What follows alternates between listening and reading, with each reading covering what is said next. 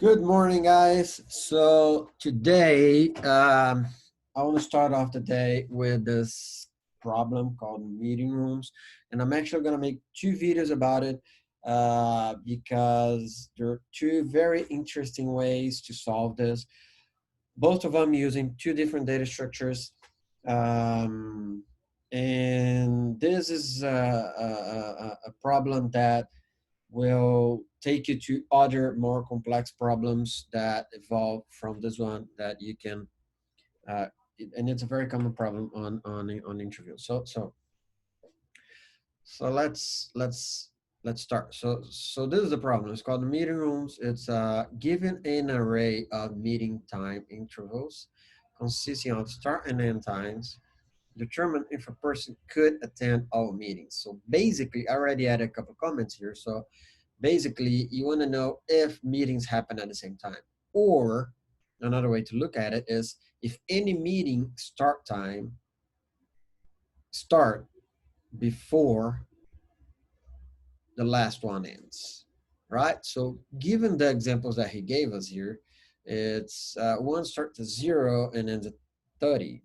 The other one starts at 5, but the last one ends at 30. So this one is trying to start before the last one ended. So this is already false, right? And the second one, he gives us the list being starts at 7 and then ends at 10. And then we have one that starts at 2 and ends at 4. But 2 is supposed to start before 7. So this doesn't make much sense, right? So this already kind of gives us a hint of what one thing that we could do before this that we should do as a first step, which is sort our list of meetings by start time, right? So yeah, so we sort the list of meeting by start time, and then what I want to what we need to do here is that as we move along on our meeting schedule, we need to keep track of at least the last meeting end time. That needs to be on top of, we need to keep track of that in some way, right? So one way to do that I thought about is to use a stack. So we could use a stack. What's a stack?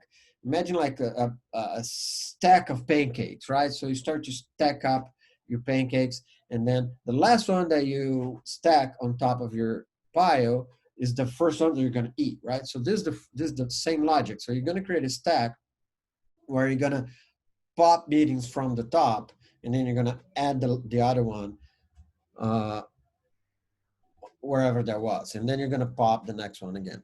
So then we're going to create a stack of basically n times. We only need to keep track of the n times, right? And then we're going to loop through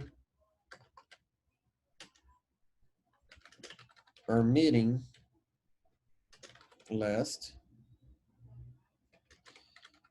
starting with the second one.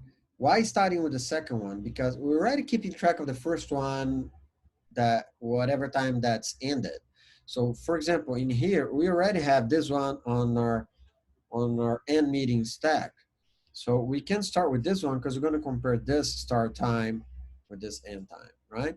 And then we're going to compare, then in here, compare end of last meeting with start of current meeting. To do this,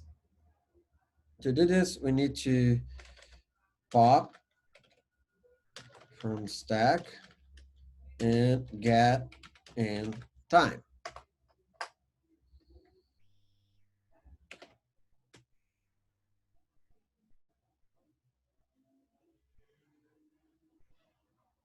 Right? Yeah.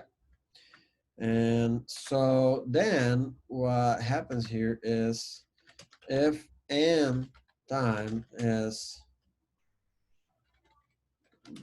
bigger than start time, that means that the meeting ends after the other one is starting, returns false.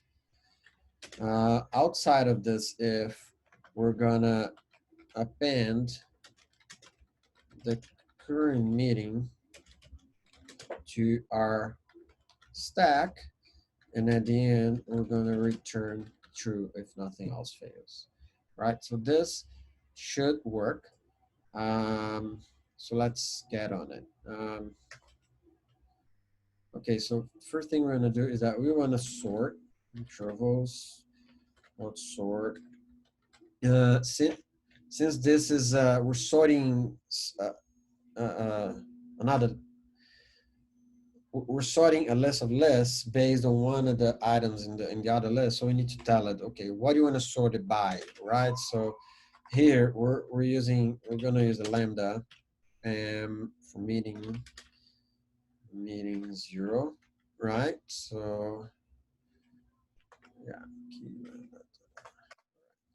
and then here we're gonna call like, okay, then here we're gonna call our stack.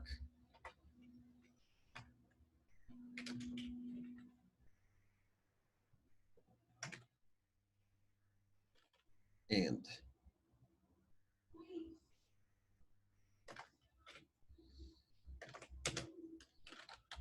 then here we're getting the first one, but what we actually want is the end time, right? And then for meeting in intervals, starting with the first one, right? So let's just keep track of what we're doing here. So done, done, done. So now we need to pop this guy, right? So we want to get the current end, and so stack pop, and we're gonna get the end value here. If and bigger than meeting start and return false. And then in here, stack append and meaning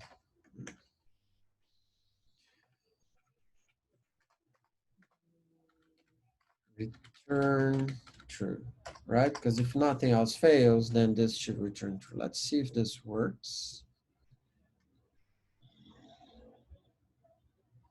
Okay, this works. If we run this, I already see an edge case here. I don't know if you guys seen it, but for example, if this is an empty list, it's gonna fail because it's gonna try to get this guy here.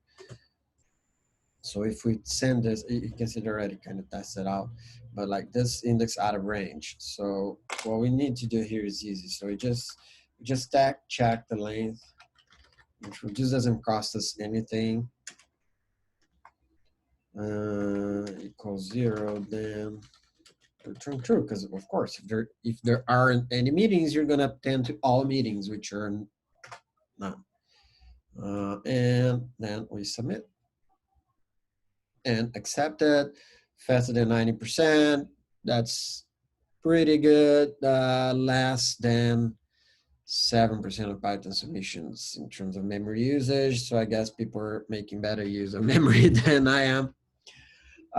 Like I said, this is a stepping stone for the meeting rooms 2 problem. I am going to publish another one on this one,